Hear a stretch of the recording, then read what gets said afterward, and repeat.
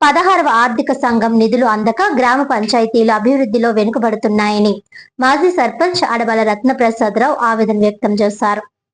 Kakinada rural మండలంలోని శ్రీ అభయాంజనేయ స్వామి ఆలయం వద్ద మీడియాతో మాట్లాడిన అడవాల రత్నప్రసాదరావు గ్రామ అభివృద్ధి రాష్ట్ర అభివృద్ధికి పునాది అని అన్నారు. మండలంలోని 7 గ్రామ పంచాయతీలు ప్రత్యేక అధికారుల పాలనలో ఉండడంతో అభివృద్ధి పనులు మందగించాయని తెలిపారు.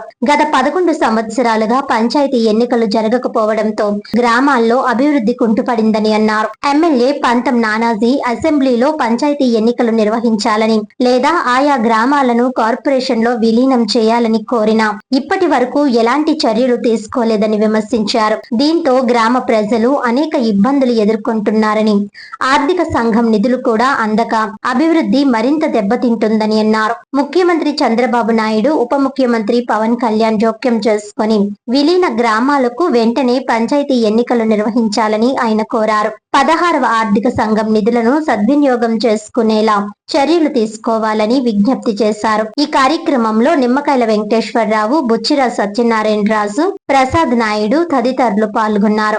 నమస్తే అండి, నా పేరు అడపాల రత్నప్రసాద్, రావణపేట మాజీ సర్పంచ్. మా రావణపేట గ్రామంలో 2011 నుంచి కూడా ఇప్పటి వరకు అంటే దయచేసి 15-16 సంవత్సరాలు ఎన్నికలు లేకుండా అటు కార్పొరేషన్ కలపకుండా ఇటు పంచాయతీ కొనసాగించకుండా కొనసాగించి ఎన్నికలు జరపకుండా కూడా నిర్వహణ చేశారు.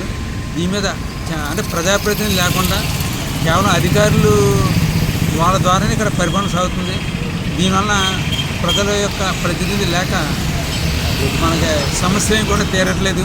అదేవిధంగా ఆర్థిక సంఘ నిధులు, ముఖ్యంగా మనకి గ్రామ పంచాయతీలకి అత్యధికంగా నిధులు వచ్చేది ఏంటంటే ఆర్థిక సంఘ నిధులు. ఆర్థిక సంఘ నిధులు కూడా అప్పటి నుంచి ఈనాటి వరకు కూడా ఆర్థిక సంఘ నిధులు రావడం లేదు. ఈ విషయమే మన గ్రామీణ శాసనసభ పంతం నానాజీ గారి అసెంబ్లీలో కూడా ప్రస్తావన జరిగింది. ఇంటికి మరి ఆయన ప్రస్తావించేది 2 సంవత్సరాలు అయిన వరకు కూడా ఏ విధంగా యాక్షన్ కూడా రాష్ట్రపతి తీసుకోవట్లేదు.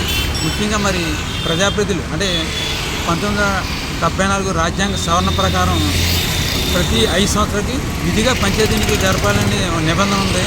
ఇదంతా రాజ్యాంగ సవరణలోనే ప్రత్యేకంగా పేర్కొనడం జరిగింది. కానీ అయినా సరే రాజ్యాంగ సవరణ ప్రకారం కూడా వారు ఎవరు కూడా ఈ పంచాయతీ ఎన్నికలు నిర్వహించకుండా అటు కార్పొరేట్ కలపకుండా నిర్వహణ చేస్తున్నారు.